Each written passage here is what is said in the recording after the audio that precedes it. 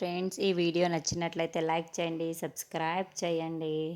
కార్తీక్ శౌర్య దగ్గరికి నుండి బయటికి వచ్చేసి, సరే అండి మిమ్మల్ని ఇంకా ఇబ్బంది పెట్టలేను, నా వల్ల కావటం లేదు అని నేను ఇక్కడి నుండే వెళ్ళిపోతానని చెప్పి దీపక్ చెప్పి అక్కడి నుండి వెళ్ళిపోతాడు. మిమ్మల్ని ఇలా ఇబ్బంది పెడుతుండే నాకే ఏదోలా ఉంది, మీకు ఇష్టం లేకుండా నేను ఇక్కడ ఉండడం నాకే నచ్చటం లేదు అని, అందుకే అని నేను వెళ్ళిపోతున్నా అని చెప్పిపోతాడు. శౌర్య లేచి అడిగితే అర్జెంట్ ఫోన్ వచ్చింది అందుకే వెళ్ళిపోయాడని చెప్పి వెళ్ళిపోతాడు.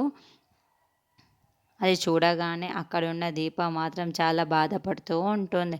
ఇంతలో అక్కడున్న ఆ కార్తీక్ మాత్రం వెళ్ళిపోవడాన్ని చూసి అక్కడున్న శౌర్య మాత్రం కార్తీక్ కార్తీక్ అని పిలుస్తూ ఉంటుంది. ఏంటి శౌర్య చూసేసిందా అని చెప్పేసి దీప కార్తీక్ అనుకుంటూ ఉంటారు.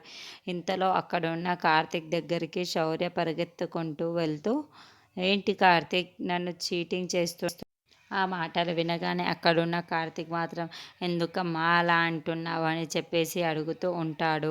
అక్కడున్న శౌర్య, అవును మరి నా కోసం ఉంటానని చెప్పావు కదా, మరి ఇప్పుడు ఎందుకు వెళ్ళిపోతావు అని అడుగుతూ ఉంటుంది. నువ్వు నన్ను చీట్ చేస్తున్నావు కదా అని అంటూ ఉంటుంది.